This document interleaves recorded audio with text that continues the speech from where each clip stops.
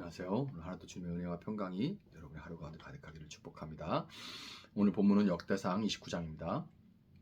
다윗이 온 회중에게 말하였다. 하나님께서 유일하게 선택하신 나의 아들 솔로몬은 아직 어리고 경험도 부족합니다. 그런데 이 공사는 너무나 큽니다. 이 성전은 사람의 집이 아니고 주 하나님의 성전이기 때문입니다. 나는 온 힘을 기울여 내 하나님의 성전을 지으려고 준비하였습니다. 곧 금 기구들을 만들 금과 은 기구들을 만들 은과 동 기구들을 만들 동과 철 기구들을 만들 철과 목재 기구들을 만들 목재와 만호와 박을 보석과 꾸밀 보석과 여러 색깔의 돌과 그 밖에 여러 보석과 대리석을 많이 준비하였습니다. 또 내가 하나님의 성전을 사모함으로 내가 성전을 지으려고 준비한 이 모든 것 밖에 나에게 있는 금과 은도 내 하나님의 성전을 짓는 데에 바쳤습니다. 오빌의 금 3천 달란트와 정련된 은 7천 달란트를 바쳐 성전의 벽을 입히며 금기구와 은기구를 만들며 기술공이 손으로 만드는 모든 일에 쓰게 하였습니다. 오늘 기꺼이 주님께 예물을 바칠 분은 안 계십니까? 그러자 각 가문의 장들과 이스라엘 각 지파의 족장과 천부장과 백부장과 왕실 업무 관리자들이 기꺼이 바쳤다. 그들이 하나님의 성전 건축에 쓰도록 금 5천 달란트와 금 만 다릿과 은 만 달란트와 동 18,000달란트와 쇠 10만 달란트를 바쳤다. 또 보석이 있는 사람은 저마다 게르손 사람 여히엘이 관리하는 주님의 성전 곳간에 가져다 바쳤다. 그들이 기꺼이 주님께 예물을 바쳤으므로 그들이 이렇게 기꺼이 바치게 된 것을 백성도 기뻐하고 다윗 왕도 크게 기뻐하였다. 그래서 다윗이 온 회중 앞에서 주님을 찬양하였다. 주 우리 조상 이스라엘의 하나님, 길이길이 찬양을 받아주십시오. 주님 위대함과 능력과 영광과 승리와 존귀가 모두 주님의 것입니다. 하늘과 땅에 있는 모든 것이 다 주님의 것입니다. 그리고 이 나라도 주님의 것입니다. 주님께서는 만물의 머리 되신 분으로 높임을 받아 주십시오. 부와 존귀가 주님께로부터 나오고 주님께서 만물을 다스리시며 주님의 손에 권세와 능력이 있으시니 사람이 위대하고 강하게 되는 것도 주님의 손에 달렸습니다. 우리 하나님, 우리가 지금 주님께 감사하고 주님의 영광스러운 이름을 찬양합니다. 제가 무엇이며 저희 백성이 무엇이기에 우리가 이렇듯이 기쁜 마음으로 바칠 힘을 주셨습니까? 모든 것을 주님께서 주셨으므로 우리가 주님의 손에서 받은 것을 주님께 바쳤을 뿐입니다. 주님 앞에서 우리는 우리의 모든 조상처럼 나그네와 임시 거주민에 불과하며 우리가 세상에 사는 날이 마치 그림자와 같아서 의지할 곳이 없습니다. 주 우리 하나님, 우리 주님의 거룩한 이름을 위하여 주님의 성전을 건축하려고 준비한 이 모든 물건은 다 주님의 손에서 받은 것이니 모두 다 주님의 것입니다. 나의 하나님 주님께서는 사람의 마음을 헤아리시고 정직한 사람을 두고 기뻐하시는 줄을 제가 압니다. 나는 정직한 마음으로 기꺼이 이 모든 것을 바쳤습니다. 이제 여기에 있는 주님의 백성이 주님께 기꺼이 바치는 것을 보니 저도 마음이 기쁩니다. 주 우리 조상 아브라함과 이삭과 이스라엘의 하나님, 주님의 백성이 마음 가운데 품은 이러한 생각이 언제까지나 계속되도록 지켜주시고 그들의 마음이 항상 주님을 향하게 해주십시오. 또 나의 아들 솔로몬에게 온전한 마음을 주셔서 주님의 계명과 법도와 율례를 지키고 이 모든 일을 할 수 있게 하시며 내가 준비한 것으로 성전을 건축하게 해주십시오. 그리고 다윗은 온 회중에게 주 당신들의 하나님을 찬양하십시오 하고 말하였다. 그러자 온 회중이 조상의 하나님 주님을 찬양하고 주님과 왕에게 무릎을 꿇고 경배하였다. 그 다음날 백성이 주님께 제사를 드리고 또 번제를 드렸다. 숫소 1000마리와 수량 1000마리와 어린 양 1000마리와 부어드리는 제물 등의 풍성한 제물로 온 이스라엘을 위하여 제사를 드렸다.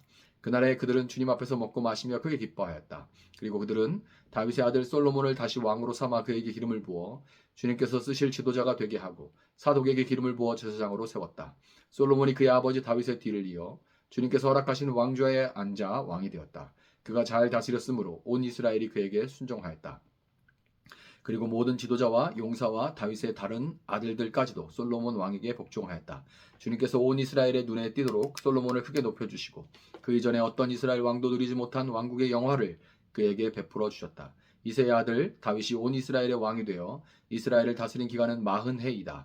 헤브론에서 7해를 다스리고 예루살렘에서 33해를 다스렸다. 그가 백발이 되도록 부와 영예를 누리다가 수명이 다하여 죽으니 그의 아들 솔로몬이 그의 뒤를 이어 왕위에 올랐다. 다윗 왕의 역사는 처음부터 끝까지 선견자 사무엘의 기록과 선지자 나단의 기록과 선견자 갓의 기록에 다 올라 있는데 그의 통치와 무용담 및 그와 이스라엘과 세상 모든 나라가 겪은 그 시대의 역사가 기록되어 있다. 아멘.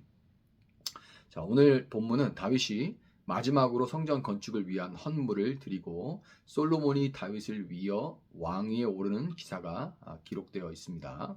다윗은 2절과 3절에서 볼 수 있는 것처럼 온 힘을 다 기울여서 성전을 사모하여 그의 평생에 모은 금은 보화와 철과 나무 등 성전 건축을 위한 재료들을 준비를 했고 자신이 가진 금은까지 아낌없이 들여서 온전히 헌신을 했습니다.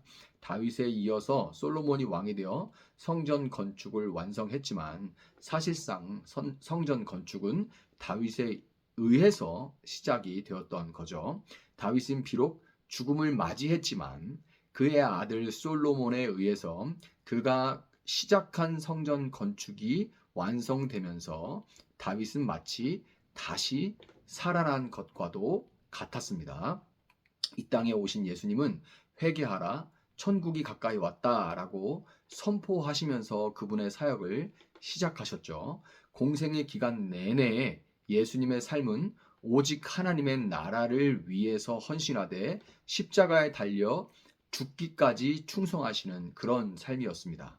다윗이 자신이 가진 모든 것을 하나님께 드리며 헌신하자 본문 6절부터 9절에 기록된 것과 같이 각 가문의 장들과 이스라엘의 각 지파의 족장과 천부장과 백부장과 왕실 업무 관리자들을 비롯한 온 백성이 주님이신 하나님 앞에 즐거이 헌신했다고 그렇게 기록이 돼 있어요.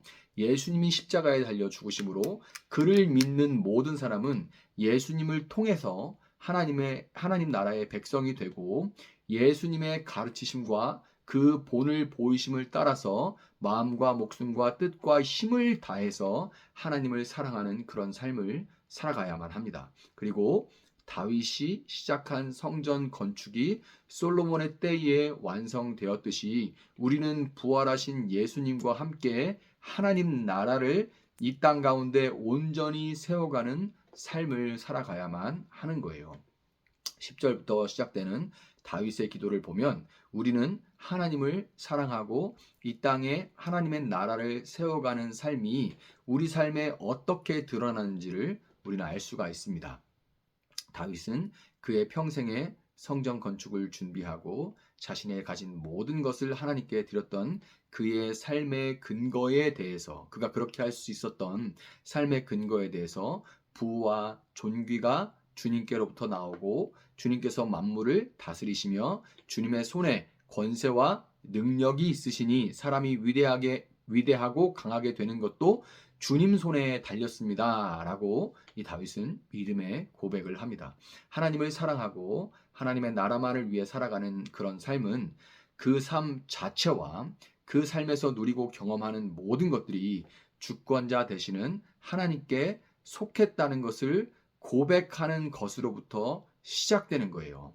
하나님의 주권을 믿는 신앙을 가진 그런 사람은 세상을 살아가는 자신의 정체성에 대해서 15절과 같이 자리매김을 할 수밖에 없습니다. 15절이 어떻게 됩니까? 주님 앞에서 우리는 우리의 모든 조상처럼 나그네와 임시 거주민에 불과하며 우리가 세상에 사는 날이 마치 그림자와 같아서 의지할 곳이 없습니다. 아멘. 본문 7절은 금의 무게 단위로 익숙한 달란트 외에 다릭이라는 도량형이 나오죠. 다릭, 바삭, 곧 페르시아의 단위입니다. 다릭이라는 일부러 이런 명칭을 사용해요. 다릭이라는 단어를 통해서 우리는 역대기가 기록된 시기를 알 수 있을 뿐더러 역대기 기자가 다윗과 솔로몬의 시대에 건축된 이 성전은 진정한 성전이 아니고 진정한 성전이 완공될 때까지 우리는 나그네요 임시 거주민에 불과하다는 자신의 신앙 고백을 하고 있다는 것을 알 수가 있어요. 다릭이라는 단어를 통해서 우리가 이 땅에 속한 거주민이 아니고 나그네와 임시 거주민이라는 확실한 믿음은 아이러니하게도 우리로 하여금 이 땅에서 하나님의 나라를 소망하며 살아가도록 도와줍니다. 솔로몬이 다윗을 이어서 왕이 되었을 때 22절과 같이 하나님 앞에서 먹고 마시며 크게 기뻐했는데요. 이 장면은 출애굽기 24장 9절부터 11절 시내산에서 모세의 중재 하에서 이스라엘의 지도자와 장로들이 하나님 앞에서 먹고 마시는 언약의 잔치와 같은 언약의 잔치를 벌였던 그것과 같은 장면이에요. 본문 6절부터 9절의 모습은 광야에서 모세의 인도하에 성막을 지을 재료를 가져왔던 장면과 이어집니다. 얼마나 즐거이 가지고 왔었는지 이제 그 건축하는 사람들이 재료가 너무 풍부하니까 그거 가져오다가 판나겠습니다. 그만 가져오라고 좀 하십시오 할 정도로 즐거이 이제 성막 건축을 위해서 재료들을 사람들이 바쳤죠. 모세와 여호수아를 통해 계시됐던 이 하나님 나라의 비전은 다윗과 솔로몬을 통해서 더욱 구체화가 되었고, 이제 예수님과 부활하신 예수님 그리고 그의 백성을 통해서 분명하게 이 땅 가운데 역사 가운데 드러났습니다. 하나님은 이 땅에서 나그네로 살아가며 오직 하나님의 나라만을 위해 살아가는 우리를 통해서 반드시 그분의 나라를 완성하실 겁니다. 다윗을 시작한 것을 솔로몬이 완성했던 것처럼 하나님도 우리를 통해서 그분의 나라를 반드시 완공하실 거예요.